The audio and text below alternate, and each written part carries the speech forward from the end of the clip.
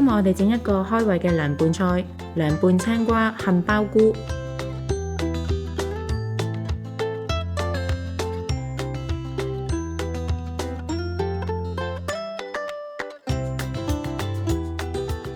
喺一個大碗內加入水同適量嘅鹽，放入杏鮑菇清洗，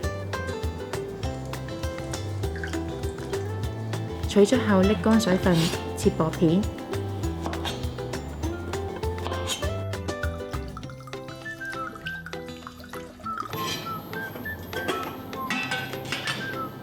然後將菇隔水蒸15分鐘。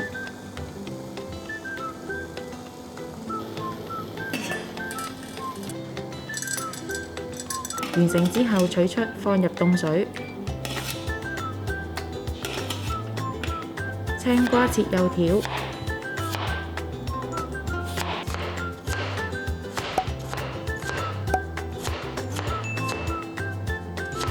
將紫洋葱、蒜、葱、芫茜、辣椒加入辣椒粉攪勻，準備喺做醬汁嘅時候用。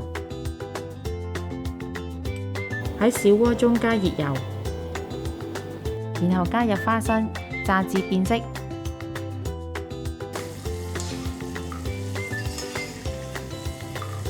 盛起花生備用。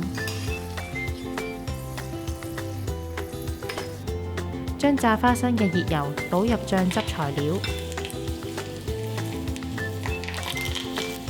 然後再加入生抽、鎮乾醋、蠔油、鹽同糖，攪勻。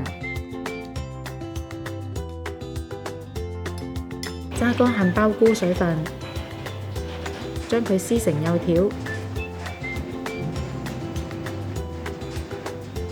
然後將杏鮑菇、青瓜、花生加喺另一個大碗中，